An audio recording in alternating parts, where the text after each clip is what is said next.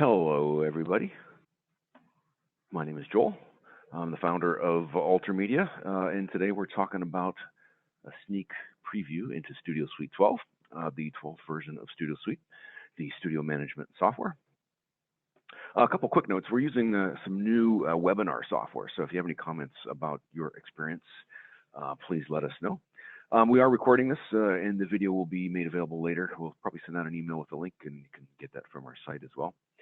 This is mainly aimed at those that are familiar with previous versions of Studio Suite, so we're not going to get into a full demo of everything about Studio Suite. Go ahead and type any questions. I'll answer them when I can. And we plan on making this about 30 minutes, but we may run long.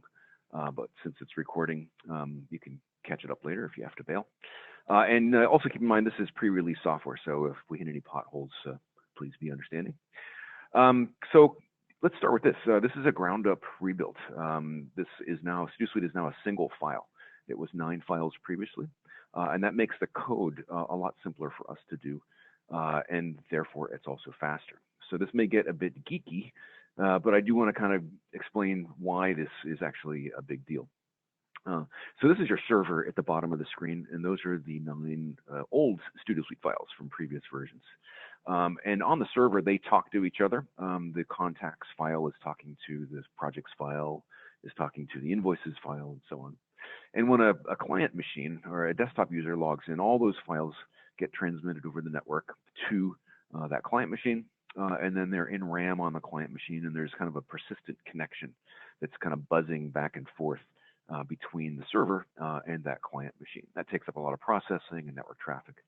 And then you get a couple more client machines on there, and then pretty soon you can see that there is a lot of network traffic and activity, and everything's kind of humming along there.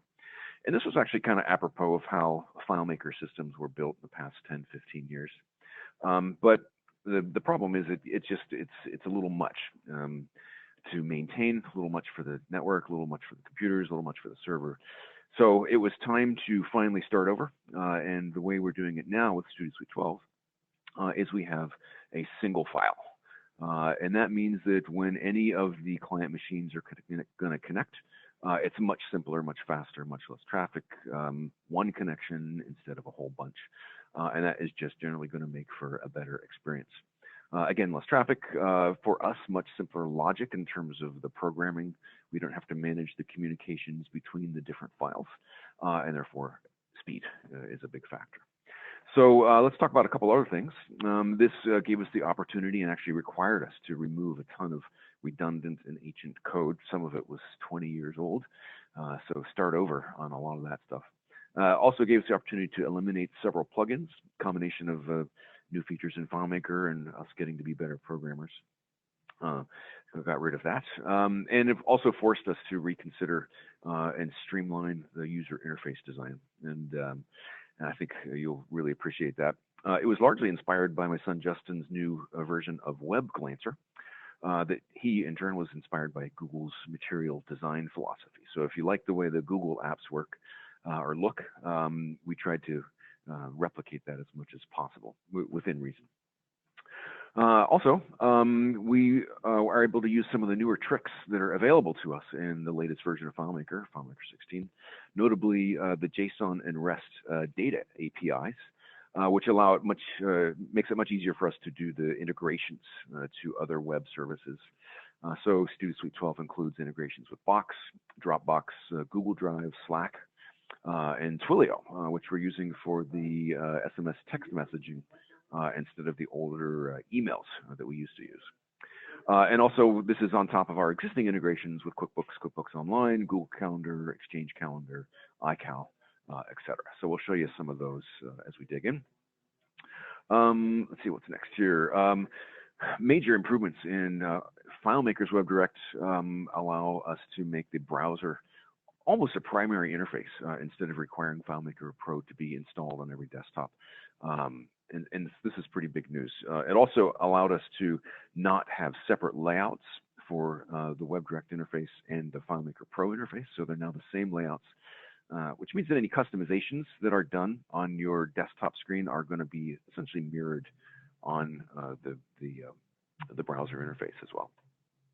And also, we have the ability to print to PDF from the browser. So if you're at home, you got to send out a quote to somebody, log into Studio Suite through your browser, can generate a PDF, get that sent off. You didn't used to be able to do that in the previous versions of Studio Suite and FileMaker. So to kind of recap, I've talked about a couple different web versions. I just want to clarify because it's a little confusing. There are three great methods of accessing Studio Suite. The first one is the one that most people are familiar with, which is the desktop version, which uses FileMaker Pro Client on a desktop computer to operate Studio Suite. It's a robust experience, but it requires FileMaker and plugins to be installed on each user's computer, which can be, anyway. The next version is WebDirect. This is a FileMaker web server technology that renders FileMaker layouts into a browser from anywhere, and it's really quite good and usable now. And then the third one is the Web Glancer, which is our own in-house custom-built web application that provides responsive, lightweight access to Studio Suite on any device, including phones, tablets, and this is aimed at the editor, engineer, crew types who don't want to or shouldn't necessarily see all of Studio Suite. Now, for example, there's no financial information accessible in the Web Glancer. So with that, I think we are going to take a look. So I'm going to hide my presentation here. So this is the new home screen of Studio Suite. We used to call this the main menu, but now we call it the home screen. These are the different modules on the left side. And this is adjustable, obviously, from a security perspective, but also an individual user can specify what modules they do and don't want to have access to. So if we want to turn off a couple of these, hit save, and now those modules have disappeared from my view. We can see I've got 82 overdue invoices, 4 of which are due today. So it brings that information right to you.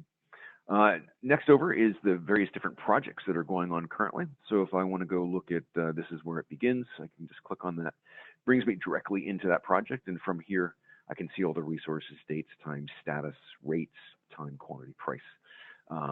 One new thing that we adjusted is all the totals are now presentable with a button rather than always displaying. That actually turned out to be a big speed advantage. We didn't have to constantly summarize those totals, so that helps a lot. One of the reasons we call the new thing the home screen is because you can hit the home button here. Also, a new part of the navigation is that there's a back button here, and we can get to any other module from here. So if I wanted to jump into contacts from here, I could. I don't have to go through the home screen first. If I want to jump into tasks, I can get right there.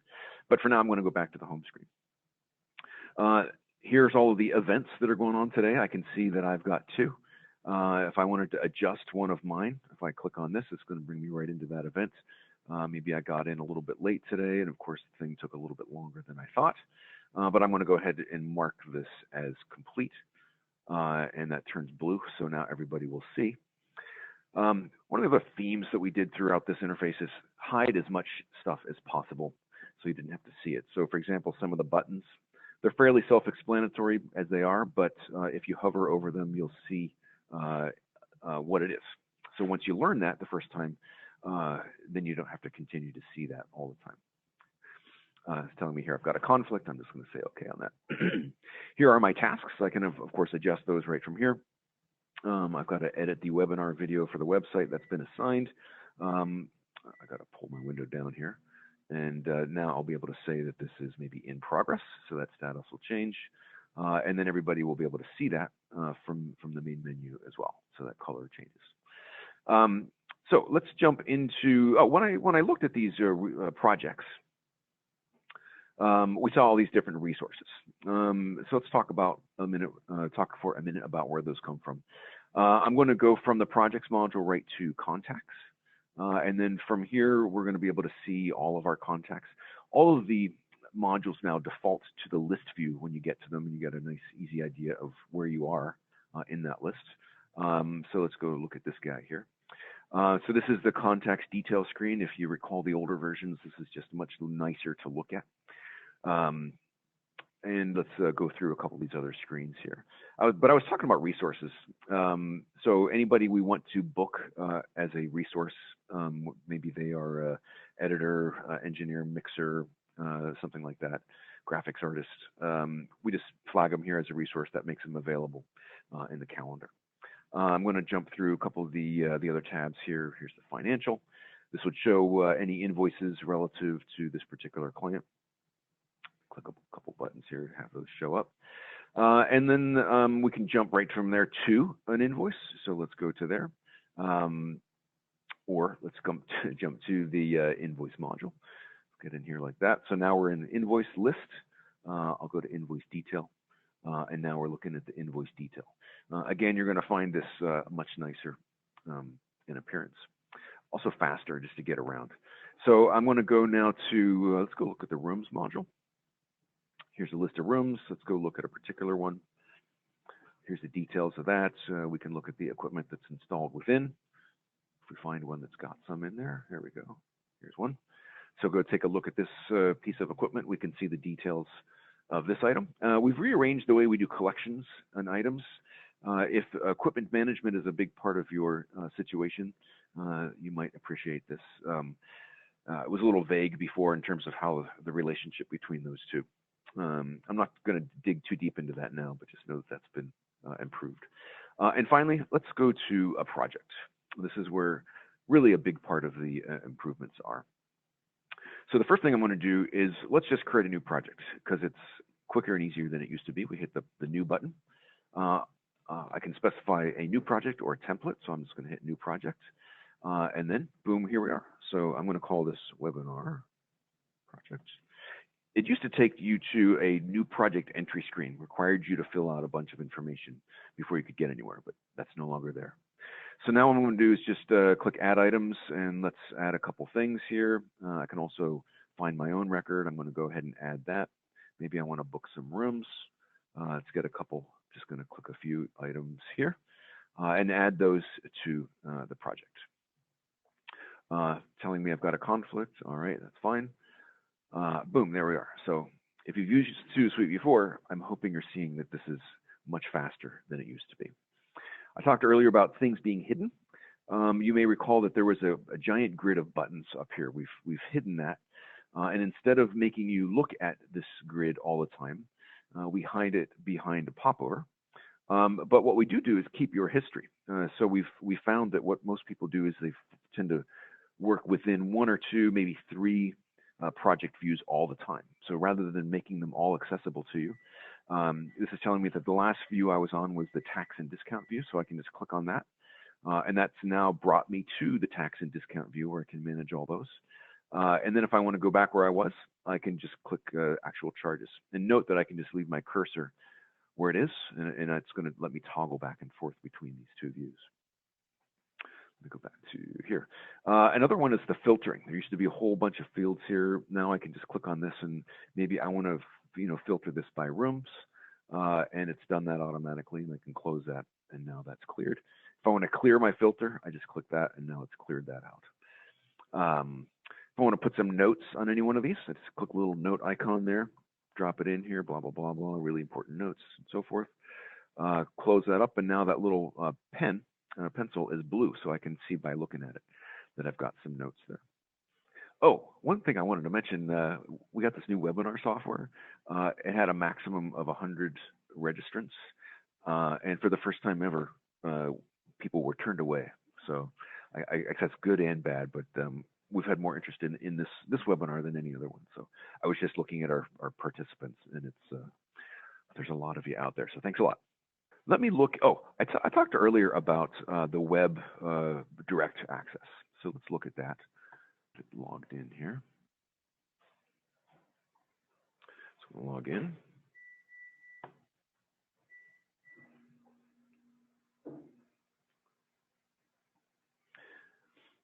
And so we're in a browser. We could be anywhere at this point. And so now we're logged in. And what you're going to see here is some great fidelity to what's going to the other screen. One cool thing I wanted to show you that I forgot in the other one, I may as well just show you here, is we've set up kind of a Kanban view. So these are all of the different projects that we've got going on by status. So these are my projects that are in the quote view. These are awaiting approval. These are in progress. I've got 15 in progress, and I've got 13 complete. And when you retire a project, it goes away from this view. So this is really just kind of a neat way to be able to to view the different projects that you've got going on. I forget what I named the one earlier. Complete. Oh well, so we'll just go into let's see, equipment for Andrew. So that brought me right into that project. I'm in the browser. Don't forget. So I'm going to search here for equipment. So here is projects with the equipment for Andrew. Here it is in the FileMaker desktop, and over here we've got it running in the browser. So if I want to change any of these items, let's say that ARRI Alexa camera is not available, I'm just going to click on it here. Here's a list of all my other equipment. I'm going to choose this item. That's going to bring me back to here, and from there I'm just going to save it. So I changed that at home in my browser, and we'll see in the background that it changed to the different item. I hope you're appreciating some of the lovely speed that we've got going on here. So let's make an invoice. Up here it says not invoiced. So what do? I click on that, and I'll go select all for invoice. That went and checked the items that were invoiceable. This one doesn't have a rate, so that means it's not going to let me invoice it. But let me go ahead and also change the status of it to confirmed, and I'm going to apply any old rate to it. And then I'm going to also go ahead and select it. So now what I want to do is invoice the selected items. This is the final invoice. I'll hit yeah. And here we are dropped over on the invoice detail screen. All the same line items. And then I would hit the print up here. And there is that invoice. So let me actually show this in the browser, because one of the other great new features is ability to print a PDF from the browser. So I'm going to go into Invoices right from the main menu. Let's go take a look at the last one here, which was my Equipment for Andrew project. I'm going to hit Print up here. Just hit View. It's creating a PDF. There it is. And then from here, I can download it. So I'm going to go ahead and download that print. I can name it whatever I want. My invoice. And let's put that to my messy desktop. There. So now there it is, my invoice. I downloaded it, so I can just click on it. And again, here is the PDF that I just created from desktop version of Studio Suite. Not too shabby, if you ask me. So let me get back to where we were here. I see that I've got another question. Where do you find one page with quote, approval, etc.? I think, if I understand the question correctly, you are asking about this one right here. To the person that asked that question, is that what you mean? Where do you find the one page with quote approval? Here we've got quotes, approvals. If I wanted to accept something, this Equipment for Andrew project, I'm going to go into it. I'm going to change the status of it to approved to start. So now if I go back to my main menu, note I'm still in the browser here, by the way. I go to my Kanban view. I should see, I'm going to look at another question here. Able to send email directly from Studio Suite and receive payment online from your clients. So yes, you can send email directly from Studio Suite. Receive payment online from your clients. That I'd suggest you probably want to do from within QuickBooks instead. We don't want to get into managing payments and bank connections. That's a little out of our scope. Another question is, are the project status views available for individual operators or are they global? So there's a really extensive set of permissions within Studio Suite to be able to determine what views and what tabs within what modules, what tabs different users are able to see. So if I just jump into the user account section, I'm not sure if I'm answering your question exactly, but here are all of the user accounts. I can go in and look at my user account. I can go into account permissions, and from here determine with a really great degree of granularity what people are able to see and do. For example, if I want to turn off this person's ability to print records from the expendables module or to view the module at all, we can certainly do that. So I'm not sure if that answers the question, but Let's see, another question is there an ability to send an invoice directly from Stu Suite? Yes. So you can, from Stu Suite, create an invoice, a PDF, and then email that invoice directly, either directly out of Studio Suite or pass it through your email client, whether that's Outlook or Mail or Gmail or anything like that. And then vote notes. Someone's asking, do event notes appear and print on the invoice when they're billed? Yeah, you'll have total control over what items are going to make, what descriptive items are going to make it out to the invoice. And then you can also edit those descriptions within the invoice itself. Let's see, can we filter sort the projects by status screen to see a single operator's projects rather than the entire company's? Oh, that's done another way. So here are all of the events that are going on today. And you can optionally set it up to filter those events to show only events for a certain person. So I'm going to filter these to show a certain event or certain projects. And actually that brings up a great point and a segue into the other thing, which is the web glancer. So let me go to here, and this is web glancer. So this is the lightweight web-based view to be able to get in and see what's going on today. Here's the generic notes. Here's all the projects. Here's my tasks. And here are my events. And typically this would show just my events to answer that person's question. And so it happens to not be working yet today, but this would show all of the events that I had. If I wanted to go into any one of these projects, maybe I want to go look at the This Is Where It Begins project. Oops, I see what's going on. Let me log back in. Timeout. So Control, Edge, Q, log in. So that's a login. And by the way, this also works on your mobile device. So I'm going to click on any one of these projects here. Now I'm in the projects view of Web Glancer. Here is my particular event. And I can come here and I can adjust, again, that start and end time as needed. So I hit confirm. And that has now been updated back in Studio Suite. And when I say any device, I'm going to kind of shrink this up into like a phone-sized view. And you'll notice that the whole interface there resizes itself to be able to do that.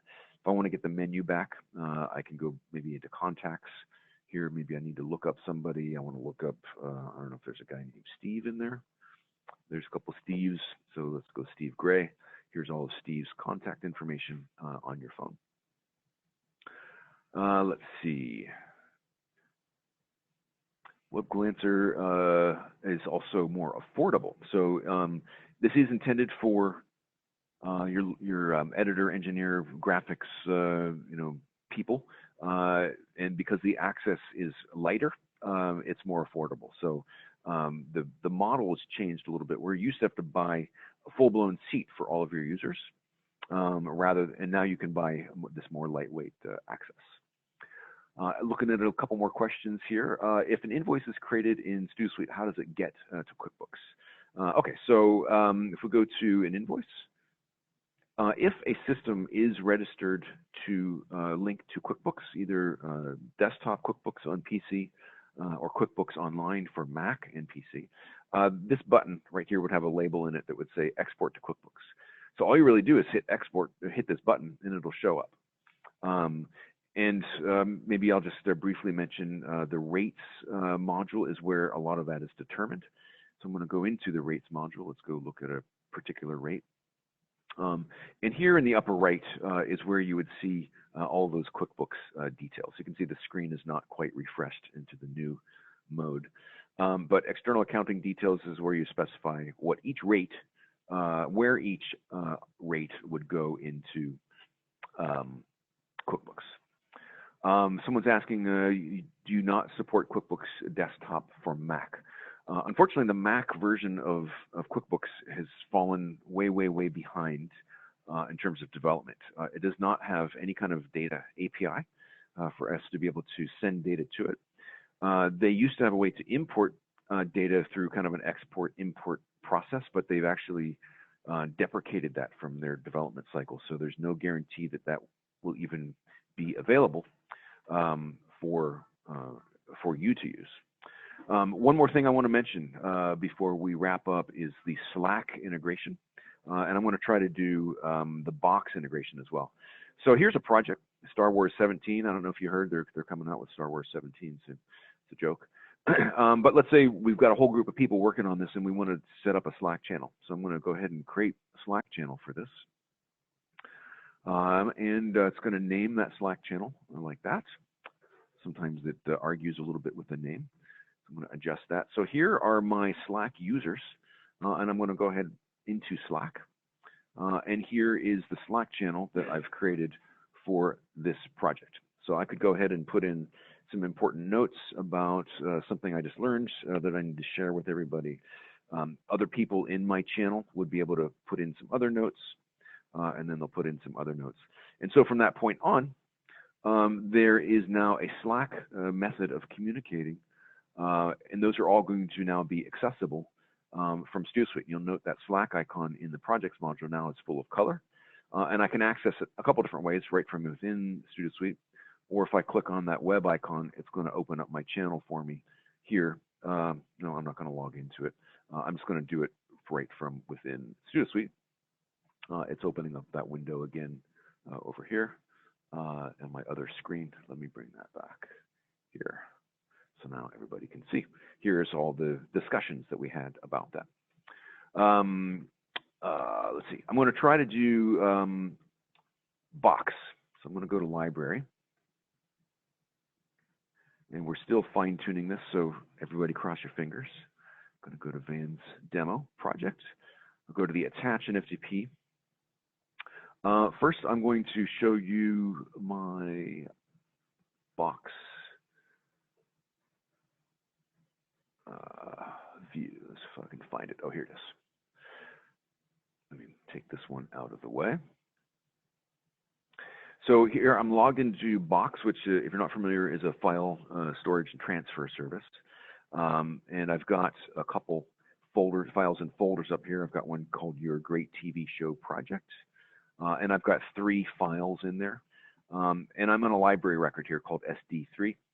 So I'm going to create a new box attachment for that. And here is my Great TV Show Project. It's showing me the files that are up there. And I've just created a new piece of content and I want to upload it to Box. So I'm going to hit upload. I'm going to choose file.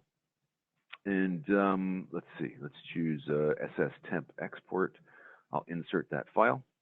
And I'm going to hit upload. We're going to see that transfer. Of course, picked a file that's not going to work with.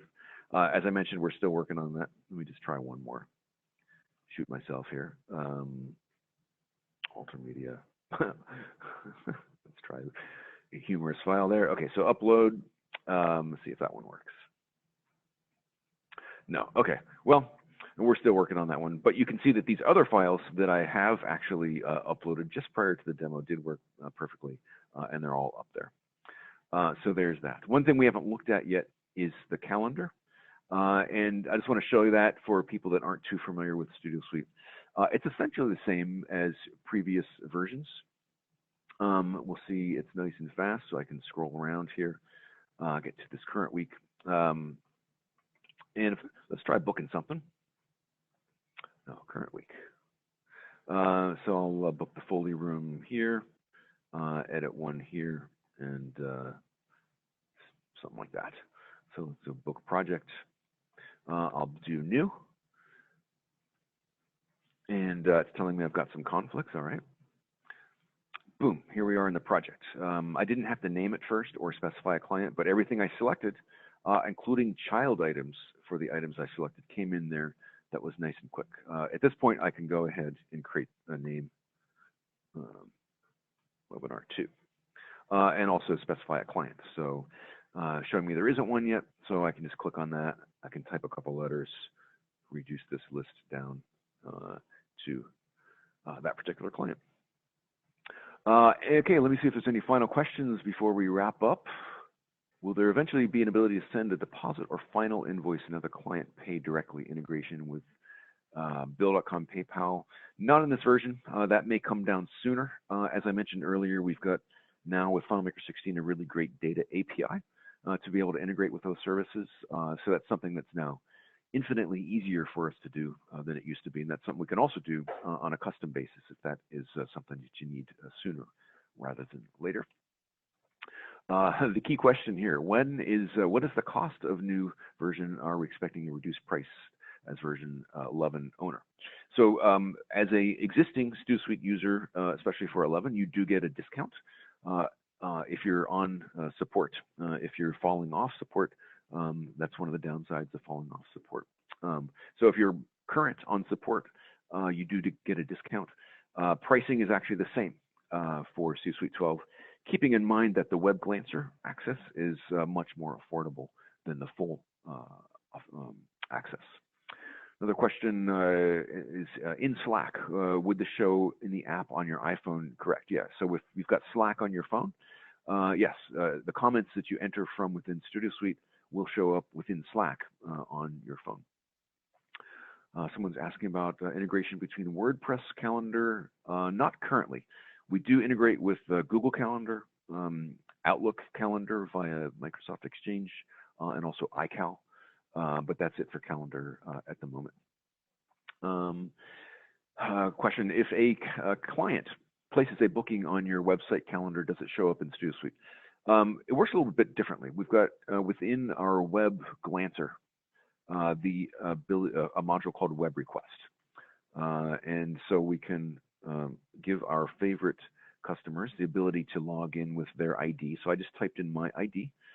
It auto-filled my name for me. They can choose from any number of items that they want to have. They can search for these as well. So if I'm looking for edit, searching for edit, I want to do editor labor, and I also need edit suite. So I've selected these three items. I could go in and adjust dates and times. I'm going to put in a project name, my web request, project type. Let's call this audio mix, and hit submit. And then that's going to show up within StudioSuite as a web request that somebody will then approve or deny, and then that gets turned into a project. And then also when that is submitted, somebody gets an email. When it's approved, the client gets an email, and so on. I'm running out of time, so I can't show it to you in full. But that's the way web requests or client requests are handled within StudioSuite. Lots of questions, that's good. If they select a specific service, and StudioSuite can create an invoice from the information provided during the booking. Yeah, so those line items that we requested essentially show up as project line items, and then those project line items turn into invoice line items. So yes, to that question. Another question was, with WebDirect, do we still need VPN access to the server to use a browser to access StudioSuite remotely?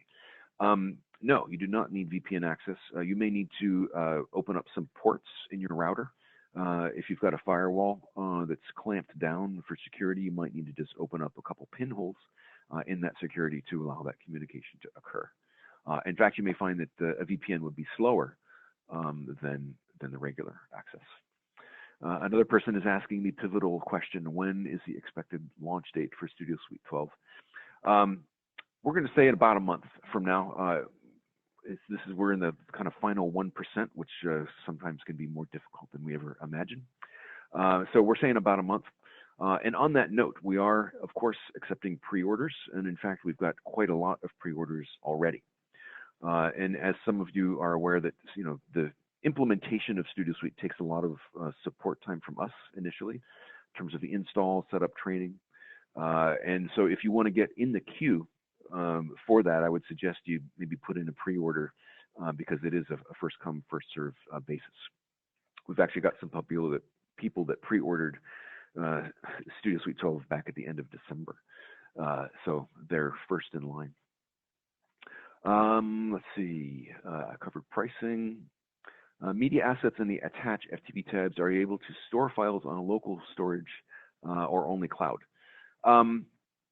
Yeah, local storage. So when we do an attachment locally, it's actually stored on the StudioSuite server. It gives you the option. if you got a file on your desktop and you say, I want to attach this to a project, it says, do you want to store a path to where this file is on your desktop or store it remotely? In that case, it stores it up to the Studio Suite server, which up until this point has always been a server in your building or in your company. Starting with Studio Suite 12, because of the various improvements that I talked about in the very beginning, you're going to actually be able to have Studio Suite hosted on Amazon Cloud or Azure.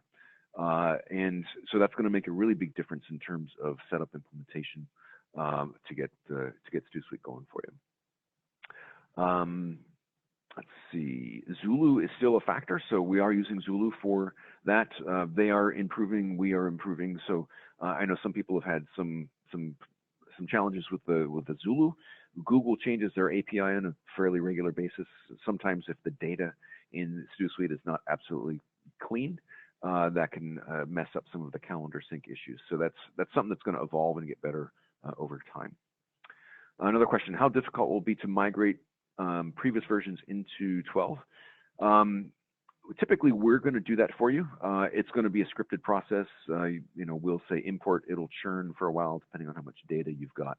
But we'll always assist you with that. The data is the easiest part. Any customizations that have been done are typically a little bit trickier. I can't show the Google Calendar now just because we're about to run out of time. That person is asking, can it link to the FileMaker databases? I'm not sure what that question means, but any event that's created in Studio Suite can appear in Google Calendar. From Google Calendar, you can make the adjustments, and those adjustments appear back in Studio Suite. If you create a new event in your Google Calendar, Google doesn't really know anything about Studio Suite, so it won't be able to be reflected within there until you create it within event. All right, I think with that, we are going to call it a day. Thank you all very much for your participation and involvement today.